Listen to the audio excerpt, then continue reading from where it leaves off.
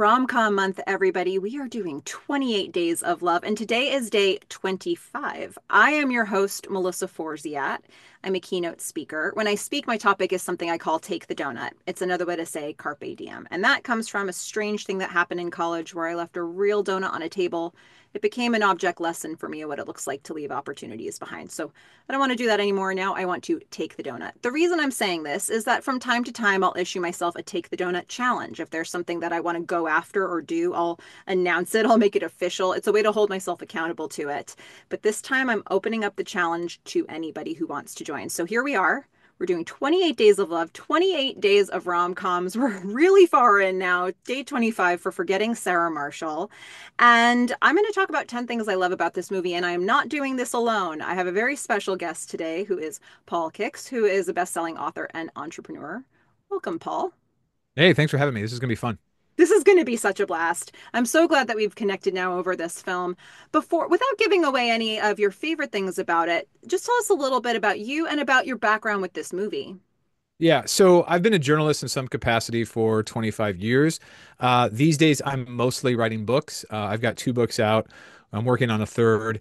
I've written for a lot of different magazine titles over the years, but these days I'm also the entrepreneur that you were mentioning. I do a lot of work basically at the intersection of storytelling and commerce. And that sounds perhaps vague, but really it's just a way to say that like I found for myself a way to sort of like pursue my interests so that they're aligned with kind of where I want to be right now in life, and also stuff that like sustains me and supports my family too. So that's a big thing on my end. And how I came to this movie, I mean, it probably starts with Freaks and Geeks, way back in the 90s. And basically every Jonah Hill, Jason Segel, and above all, Judd Apatow production.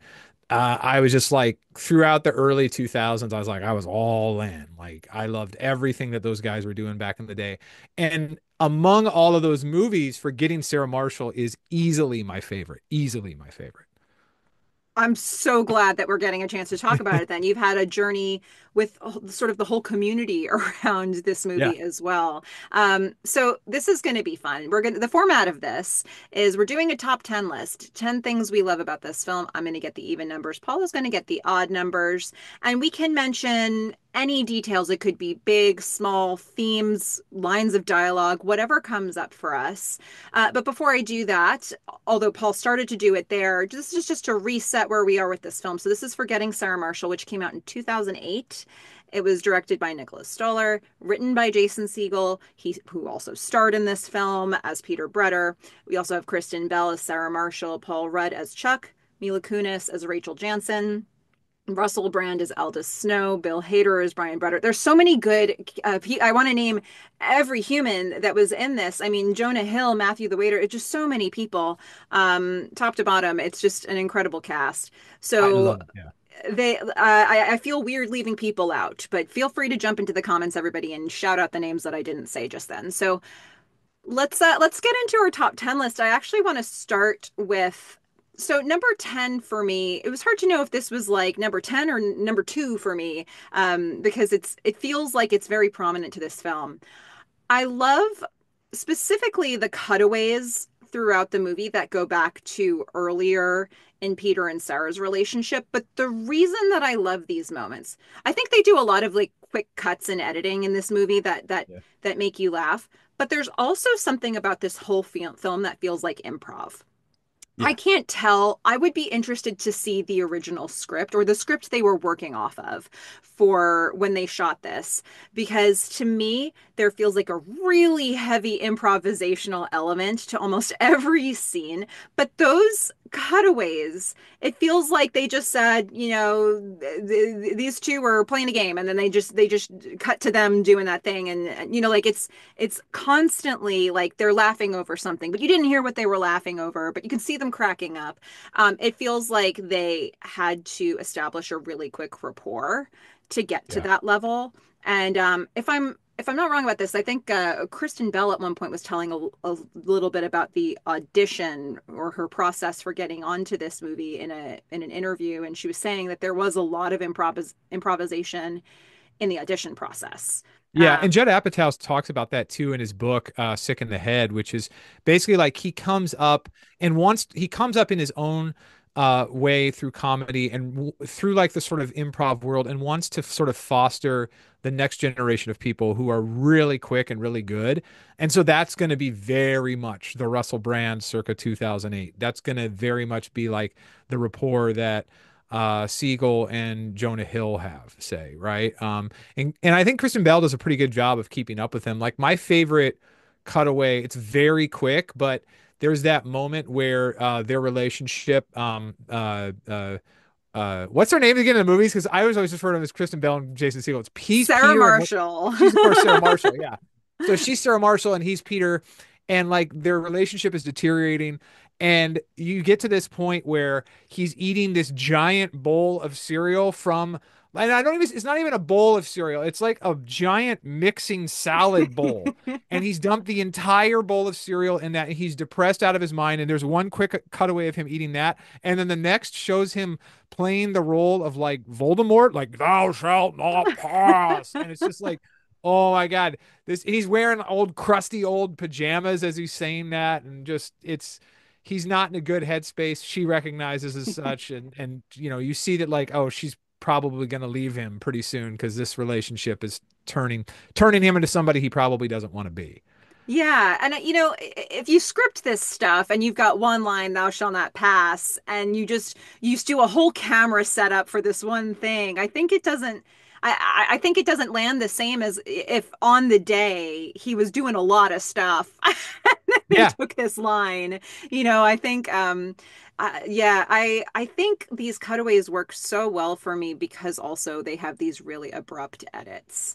yeah, And I think for me, that often makes things land a little funnier. And even though they use that a lot in this movie, it works every time for me. So I think all together, it really it's hard to pinpoint. There's so many things I love about that, but I'll say the cutaways for sure. yeah. Um, And the really one thing to add about those really abrupt cutaways. So I've had the good fortune of having like I've had some success with Hollywood. Like my first book was optioned by DreamWorks. I did a story for GQ that's about to be made into a movie. In fact, when this goes live, it will be debuting in New York and LA. So I've come to know Hollywood, and one of the things that I found that's so fascinating, and this is particular to any writers who are out there, a great Hollywood script is one that the scene starts absolutely as late as it possibly can, and it cuts out sooner than it should. And I think that's probably even more true of comedy. Like great comedy, you never want to have that extra half beat. It always wants to be as crisp as it possibly can. And this is a great script. You said that Siegel co-wrote this. Is that right? he's listed as the writer on IMDb. I am not surprised, right? Because like he has such a quick wit, and I know that like Judd Apatow is the producer on this, and I need to quit saying that like Apatow's the guru here because he's not. He's the producer on it, but I just know that like all of those movies are very much informed by that mindset of like, okay, let's assume that the reader, because I'm thinking of my my own space, but let's assume that the audience knows a lot about these characters just based on the surroundings, just based on basically the milieu of it, right? And then now let's just like start something in the middle of that scene. And what would it be like if we cut out even before we should have with that? And like you see that, I don't know, I've started to One of the moments that they cut out, like you were just saying, that moment when his brother-in-law deletes the photos for real, and you hear this guttural yeah, scream, but it's like just a little bit of it, and he went on forever, but yeah, we just get a little clip of that moment. But yeah, like you said, like cutting it just a little before you think you should. yeah, yeah. It's great. It's great. All right, so number 9 for me, this is actually a scene that um I would actually call it more of a sequence because it has to build into it, but basically it's the famous vampire song scene.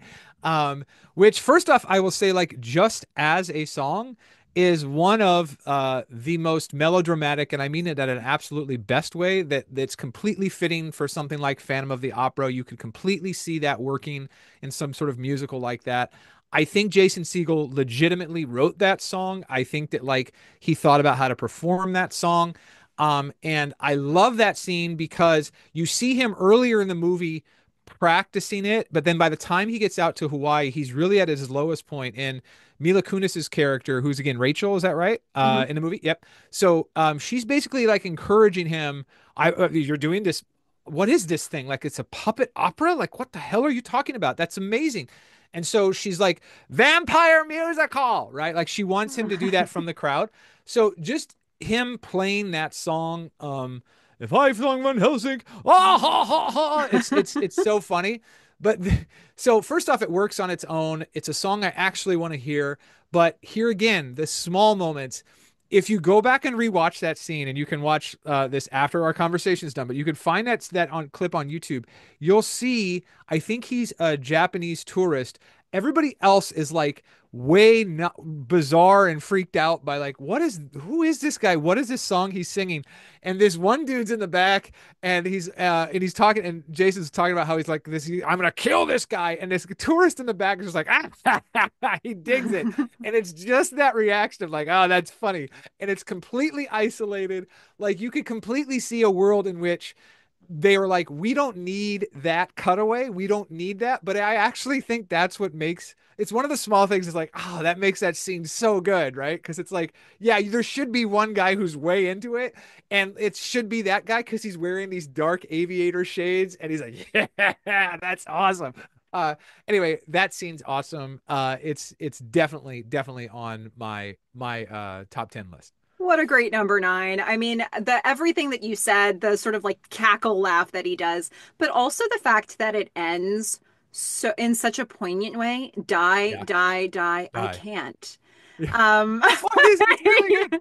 It's really good. It's really it's good. so tender. Yeah. Yeah.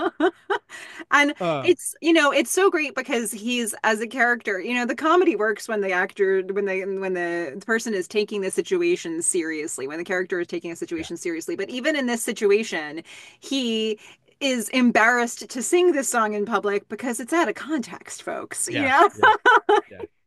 Um, so good. And yeah, Mila Kunis adds just the right, like the Dracula musical. She's Because he's like trying to beg. I was like, I really don't think that like the context is right. She's like, no, Dracula musical.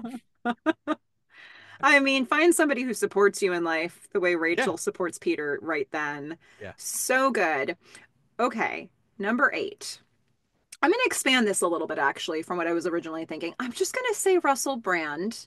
Um, Again, with the improv energy, I feel like you can't contain this person. But there are some lines like "take my eyes, but not the shirt," the stuff like that. I'm also thinking about him explaining meeting Peter for the first time and his whole bit about, oh, I'm missing my other shoe. It's the exact opposite of this. It's not evil. It's just the other one. Yeah. Yeah. There's Yeah. just he has this way of is he still talking? Like he just somehow he really hangs on to the joke. And it Yeah. always works. And that doesn't always work for people, but he has this fabulous timing. He just knows where the funny thing is and he stays there. And I can never tell with him if it was scripted or if it was not scripted. I feel like it was probably not scripted half the time. He's just such good casting for this particular role. Yeah. And yeah, some of those lines, if you blink, you miss them, or if you don't listen for a second, you miss them. But he's got a lot in there that you can appreciate later.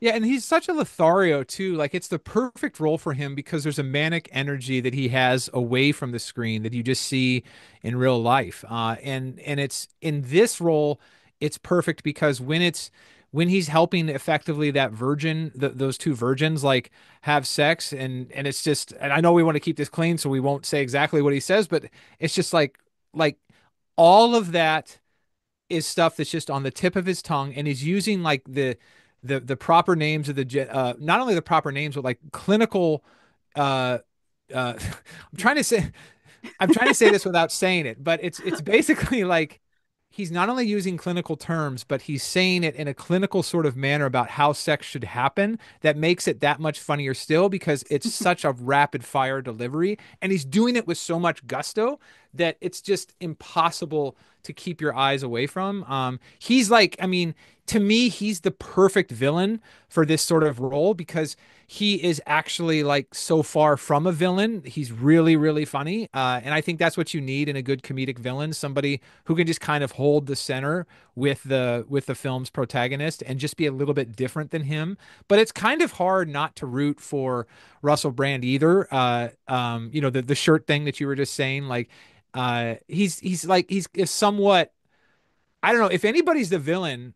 Maybe this is even like maybe this will surface later, but like I think obviously maybe the villain in the end is Sarah Marshall. In the end, right? Like she's probably the one who gets it the worst in the movie. And maybe that's by design. But yeah, maybe it's. I want to talk about that maybe a little bit later. So for me, Yeah. the next thing I want to talk about, and this is in the exact opposite energy, but it's Paul Rudd's character, Yeah. the surfer dude, who's basically like teaching Peter how to surf, only he's not teaching him how to surf. He's like it's just the famous like it's if I keep saying famous, but actually we should assume that people have seen this movie, right? Like we should assume that. We're, Yeah. I mean, if you haven't, we're spoiling the entire We're thing. spoiling the Yep, entire movie, that's right? it. So it's like, but I will say it's the famous like do less scene because first off, it's so funny because it's like he just sits there, he's like, okay, well, how do I get up? He's like, okay, no, not that fast, do less than that. So eventually he's just like sitting there and he's like, less. So it works that way. But I actually feel that there's like a sneaky amount of this in this movie too, where there's sort of like guides to life.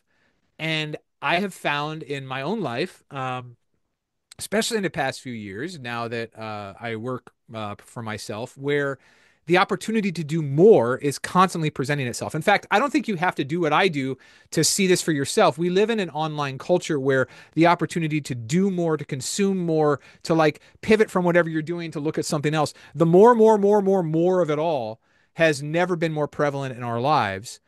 And yet, what is actually serenity? Like, I mean, that dude, that surfer dude, is sure he's giving terrible surfing advice, but he's actually like the most laid back, most serene dude in the entire movie. And so why is that? I would argue, as somebody who's seen this movie probably 30 times, that actually the do less guy, he's kind of telling us like, well, what if you just focused on the thing that you love, not the things plural, and not all of the ancillary stuff that goes with those things, but like, no, what is it that you love? And like, what would happen in life if you did less and you just like did that thing, you know? That's how I see anyway that do less scene. Because I think the reason I say that is because there is throughout all of those movies between Segel, Hill, I mean, all the way up to This Is the End, there's religious themes that surface there. I mean, just think about like Knocked Up. That's actually a huge, huge sort of moral question, right? It's about family. It's about a woman's right to choose or to choose to not have an abortion. And it cuts against the grain in a culture in LA that would probably, if she were, it's fascinating that like she chooses to have that baby in a city like LA. It's a strange sort of like pro family argument.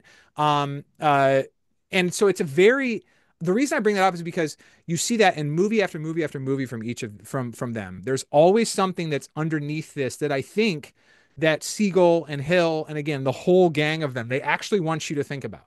You know, they actually want you to weigh what is this like, and what sort of life are you leading? And to me, one microcosm of that is the do less dude. It reads really well as having a lesson to teach underneath a funny scene. It's a bit, but it's more than a bit. And it really resonated for me. I mean, I've been over analytical my entire life, and in some places that served me, and in some places that has not. I mean, I was a gymnast for, up until the age of 22, and I constantly had coaches telling me, like, stop, just do it, just do it. Like Yeah. we don't need to overanalyze this so much. And I feel like that's what I get from that scene as well. It's like you're thinking about this too much. Just stop it. Like just stop listening to my words and just go. And so there's something really nice about that. You keep it minimal, keep it simple. And And it's kind of just briefly ties in with this discussion that we're also having about the improvisation of it all. Like, what is improv at heart? It's actually embracing the moment before you, which is, in some sense, just this moment, like right now between the two of us. But in a movie, it's very much how can I feed off your energy? And in that moment, channel the right thing to say. I mean, I think the people who are well equipped to do this can find. I think that's why they love to do this. Those movies were so successful because there were so many moments that were just completely like of that moment, like that they only capture that because they're allowed to go wherever they want and they yeah, are off script. And that only happens, it ties back in with this idea of not over analyzing it and just being like, what's the least amount you can do? Well, you can abandon even the idea of a script and you can just be present with somebody else in this scene right now and see where that takes you. this It is takes a all certain amount of impulse, this courage. movie. Yeah. Yeah, yeah, So yeah. good. Okay, so that was number seven. Let me bring in number six here.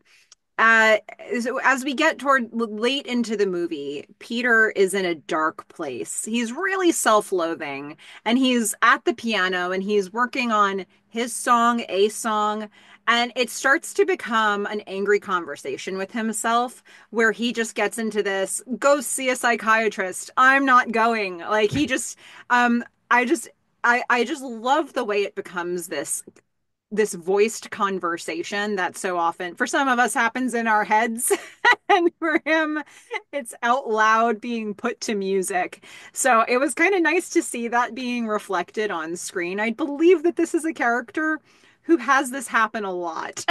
Yeah, yeah, yeah, yeah, He's in that completely. headspace now. Yeah, because I think, well, first off, you probably know this from your role as a keynote speaker. I certainly know this from my position as a writer.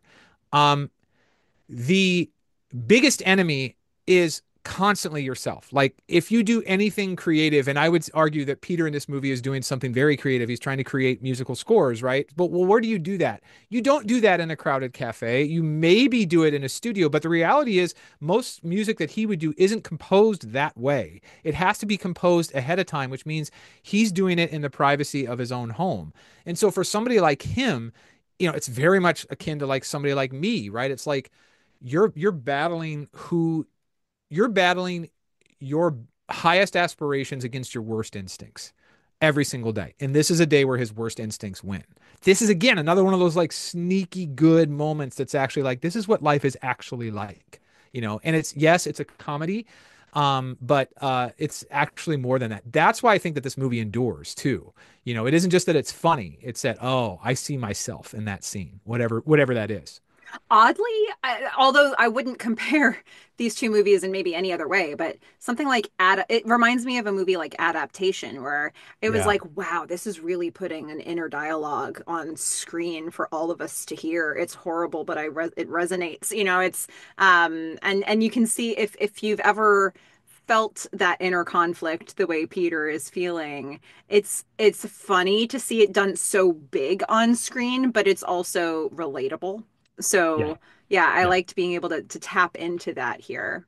Yeah. One quick thing to add just about adaptation. There's a great scene where the Nicolas Cage character is trying to crack the opening of the script and he's thinking like, how's this going to work? How's this going to work? How's this going to work? And finally he has it. And so he grabs his little recorder and he's like, okay, we open and it's the dawn of time. And then we flash cut ahead. And then it's like the paleontology, the Paleolithic era. And then yes. And then there's lava and there's this and there's that. And we get all the way to present day in Los Angeles. And it's me sitting here at the computer. Oh my God, this is going to work. And then it's like a flash cut to like 3 hours later, and now it's like dark outside, and he's listening back to the recording, and he's like, you can just see it on his face. He's like, all of this is awful.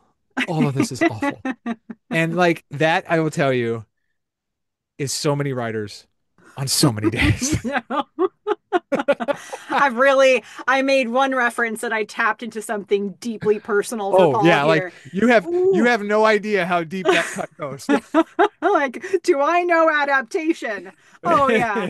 Oh my gosh. uh, Okay. All right, so the moment for me that I love next, and this is another one of those moments where it's actually about more than just the comedic timing.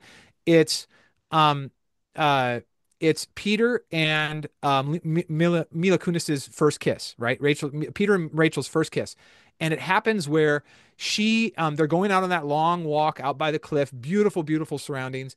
And she decides, just like, she's like, the line is something like, sometimes in life you just got to jump, right? And so she jumps, and she jumps off, and this cliff is like unbelievably, he doesn't realize how far down it is, and he thinks she's going to be hurt. And basically, like, she splashes through the water perfectly, and she's up a second later, and she's like, come on, like, do it, and so finally, he tries to convince himself that he should do the same thing. Okay. But he nearly kills himself in the process, because he half jumps, and then he, like, has to hang off the cliff.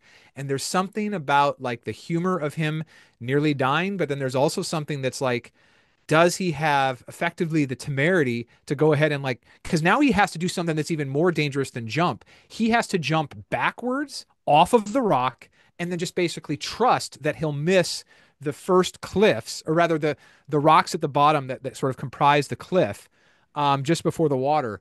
And, like, that's what he has to ultimately do. He does it. They kiss. The reason I bring that up is because, yes, it's romantic, but it's really about agency in life. It's really about, do like do I have the courage to do the thing that I know I want to do, which in this case is, like, I want to go down there and kiss this woman, but it's also about, do I have the courage to, like, face down my fear to go get to her? And it takes a lot of, like, swears from her and all this other stuff to make him to do it, get him to do it, but, like, he does it. It's great. I want to take that same scene and then pivot just a little bit so that we can get number four as well. Uh, so, the idea of doing something halfway. This was a Yeah. situation where he did the wrong interpretation of do less. Yeah. Like, when you start a thing and you resist the impulse and you sort of bail out in the middle of it, that's the worst of all possible worlds. Yeah. And we get to see it in a very visual way, watching him clinging to, is it ivy that's on the Yeah. It's like side of Ivy. that Yeah. cliff Yeah. Yeah. face. It's the only thing between him and being pummeled by rocks all the way down into Yeah. water. So it's like there were a lot of ways, if he had just gone with the impulse and if he had just had the courage to do it full out, he would not be in this situation. But he did it halfway, and that was not the way to do it. And I guess, if we're thinking about, like, tying it back to the do less scene, it is like, stop thinking about it so much, just jump up, just Yep. jump up, stop all of this wheels spinning in your head, just jump up. And if he had done that in this more dangerous situation, it wouldn't have been so dangerous. Yeah. So, and I actually sort of love the parallel between Paul Rudd's character and what we're hearing from Rachel, because at that point she's like, I don't know, just, like, put your legs on it and shoot yourself off. I mean, it's Yeah. it's like the most simple technical way to explain how she thinks he can survive this, but it's like, this is like, execute this full out. Do not do this part halfway. Like, Yeah. this is Yeah. it. Because, like, literally, if you Yeah. if you decide to not jump back as hard as you can, you're gonna die. But again, like, that's to me, like, that's the scariest thing of all, because had he done it, to your point, the right way the first time, he at least would have been seen where he was falling, where in my mind that's better than literally not knowing where you're about to land. And it's like 40 feet behind you, and you don't know if you're gonna hit, if you actually jumped far enough off the rock to avoid the rocks down by the water, right? It's wow, like, that's dead on. I love also the way that you characterize it, because it is the visual representation of this peril, which is the peril of doing something halfway. Yeah. Oh gosh. Okay. What do you have for number three? All right, so for me, for number three, this is a little bit, frankly, mean, but it is how sort of unctuous and how clingy Jonah Hill is Mm, throughout the entire movie. And here's the background for that. So I spent 17 years in some capacity as a writer and editor at ESPN, primarily for ESPN, the magazine. And what the reason I bring this up is because I would often talk with athletes, but also see how athletes would interact with fans. And one of the first things you come to understand when you spend any time around people who are like legitimately famous, is that they are first and foremost people. Like once you get to know them, they are people. The second thing is they tend to not like the people who say, "Oh my God, you're awesome." Like some people are huge egomaniacs and they need that, but a lot of times people are not because they realize like that is no way to live. And yet they're constantly confronted with that. So the reason I love this dynamic is because Jonah Hill plays that perfectly. And he's constantly in Russell Brand's face. Like, did you happen to listen to my mix CD? Like, it was trying to go for this, but I don't know if you like that vibe. Like, and it's just, it goes on and on and on. Every scene is like, have you done this or done that? And he's like, oh, I must have forgotten to listen to it and then thrown it away, which is exactly what I did. Like it's that, and he's very cruel, Russell Brand in that scene. But to me, it's also like so very honest because I don't think whether you're famous or not, that again, there are some egomaniacs for whom this is exactly the case, but for the majority of people, they don't want that sort of adulation because it's just not helpful. Like, but it's constant. It's constant for them. So I would assume that like this scene is itself inspired by all the people that Brand, that Jonah Hill, that Kristen Bell, that Mila Kunis, that Jason Segel. Again, we were saying at the top of this hour, like, oh, there's a giant list of people who are in this movie. Like Bill Hader's in this movie in a small role, and he's fantastic in this movie.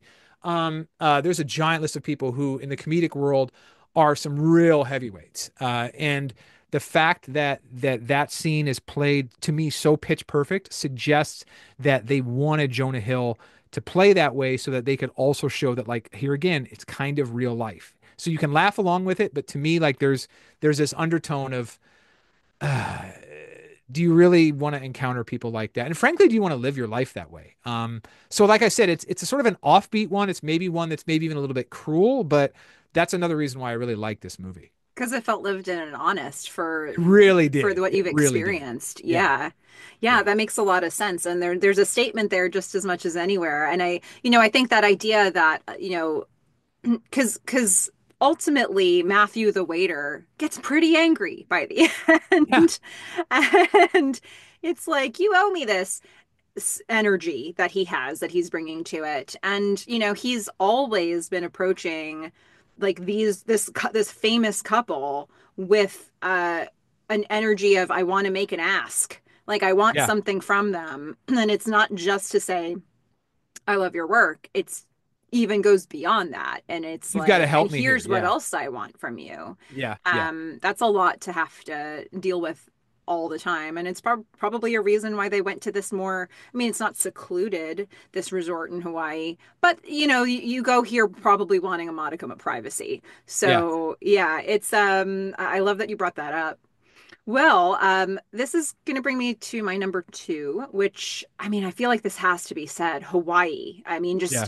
I think this is a reason that you watch this movie for sure. If you didn't know anything about any of these people and you think, do I want to travel on screen today?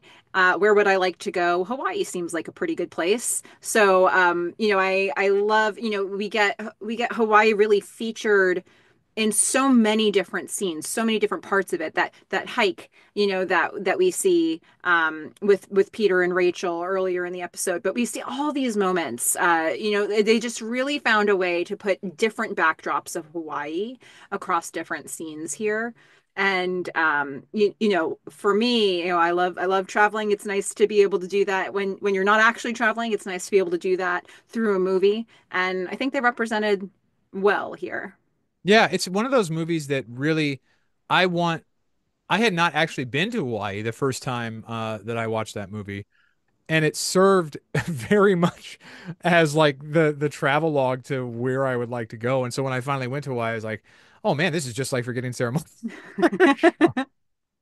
Well, okay. Paul, you've got number one here. Well, so I'm gonna go with the end of the movie, and really it's the entire sequence of when he goes back to LA, and it seems like Rachel's not going to join him, and it seems like this relationship is over. In a romantic comedy that they're very likely going to get together, but here again is a moment where I feel like This is a romantic comedy that is far more than just the romantic comedy. Of course, I think it is a romantic comedy, and I'm glad that like Peter and Rachel do get together. But what if we think about it? What happens at the end of that movie? He thinks about Rachel. He thinks about like what she's taught him. But what it really is he internalizes all that himself and he begins to embody it. I mean, he finishes the opera, right? Like he's like, I'm going to stage this thing. And on a whim, what does he do? He sends her basically like a postcard and it's like, hey, I'm having this show in LA. And we don't know if she's going to come. And she comes and, you know, it's funny because if like she comes to see him backstage and like he's naked and it's funny and it's perfect and because he's coming out of his character or he's coming out of his costume and all this other stuff and he's been naked before with Kristen Bell, so it's like also the perfect like callback. That was the beginning of the movie where he's like, "I've got a surprise for you." And her completely different reaction from Sarah's reaction in the Yes, yes. beginning. Like Rachel's so like she's like and it's it to me. This is the there's this adage of Craig Mazin, the a guy who wrote he wrote the script for the HBO series Chernobyl. He was involved with the Hangover stuff. The series The Last of Us, he was basically the writer for that too. And he said that like all stories are the same story. He said the hero starts the story from a position of ignorance, and the hero ends that story understanding some truth of the human condition that he forgot that he did not know at the beginning and embodying that truth in some way. And for Peter, yes, it's about love, but it's really about like following the path that is actually destined for him, which is like, I'm not just this guy who's doing musical scores. Like, I have aspirations that are weirder than that, and it's the puppet opera. But that's my thing, and I'm gonna do that. So it's this sense of like he understands that truth and he embodies it. He does it, of course, with the help of Rachel, the encouragement of Rachel, and finally at the end with Rachel on his arm. And that's what I think makes this story so potent at the end. It's like they get together and he learns how to be, at long last, the man he should have always been, but frankly never was with Sarah Marshall. And so, like, Rachel makes him whole in some sense. Yeah, and I love, even though it makes sort of no sense for it to be in this movie, to have a like the montage of him like becoming that man and like getting on a treadmill and running. Yeah. Like Yeah. they're Yeah. just Yeah. stuck in Yeah. there. It's like this is the man. All right, okay, this is your process. I love it. It Yeah. cracked me up just to see the journey of it. But yeah, I mean because you started to reference this earlier. If there is, for a lot of the movie, we're thinking Sarah Marshall is the villain. I mean, we spend most of this thing thinking he doesn't deserve this. But then we get this one scene where we start to see it through her eyes, where she's like, you were doing nothing. Yes. Like, I was trying to figure this out. You were bringing nothing to this relationship or to yourself. And when we see it back, she kind of has a point, regardless of how you feel about what she did with that information. Like Yeah. there was a thought to this process for Yeah. her. So now he's sort of responding to all of it. He's becoming a better version of himself for Rachel. And I like that we go through most of the play without even knowing that Rachel's there. Yeah. It's pretty well into it that we actually see a shot of her in the crowd. And that actually allowed me, first of all, you have that suspense in the audience of thinking, is she there or no? Because the scene opens and she's not there, you know? Hmm. Yeah. Yeah. Yeah. Yeah. But also, like, it let me kind of appreciate the play itself more, that I wasn't Yeah. focused on where she was, because it was actually a really good play. Yeah. Like I would want to be in that audience because it's so immersive and it's so strange. Yeah, it's like all of the odd things that were presented to us in the setup of this movie all come together at the end in this beautiful way. And it's just my speed of weird and has like a moral of the story and all of that. So, but I love that you're adding a deeper meaning to it as well of there was a man he needed to become, and he's been on this journey now.